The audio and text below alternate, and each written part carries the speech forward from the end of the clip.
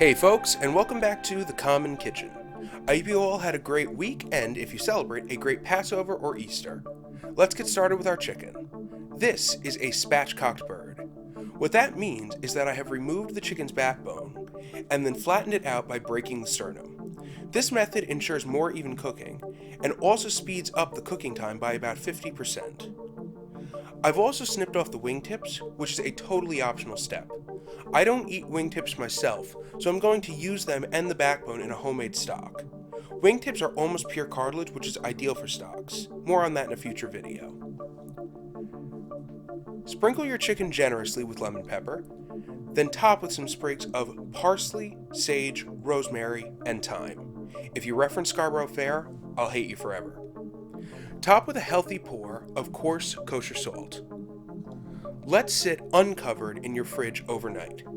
The salt is going to contribute tons of flavor to the meat as well as dry out the skin, making it far crispier upon roasting. The chicken can cure for up to 72 hours like this, but you should let it cure for at least 12.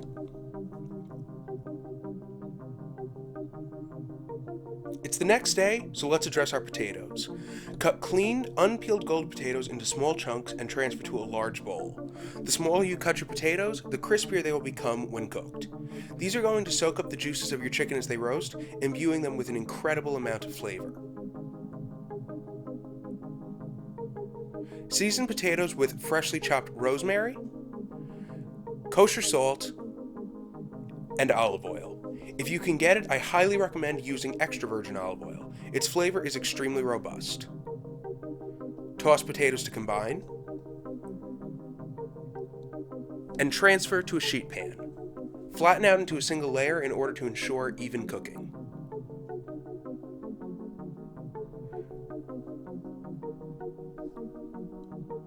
Place your chicken, cleaned of its excess salt and herbs, onto the potatoes and flatten it out.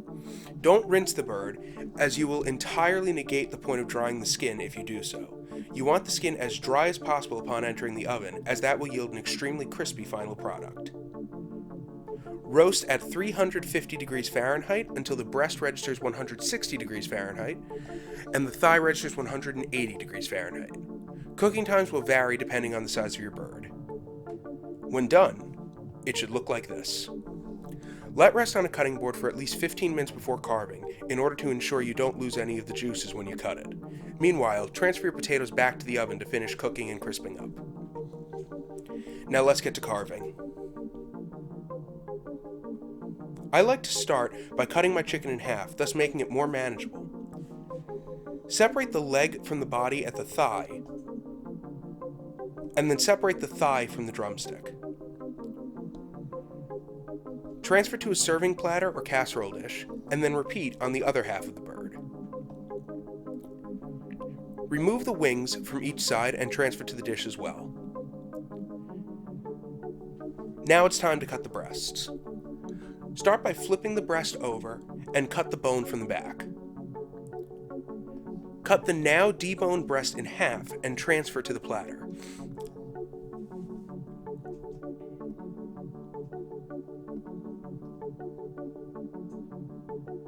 Scrape any remaining meat from the bones, as you don't want to lose any of it. It's delicious and you want as much of it as possible. Save the bones to use in a future stock.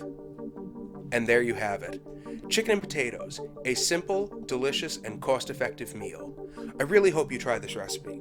I love it, and I know you will too. So, until next time, eat well, be well, enjoy, and thanks for watching.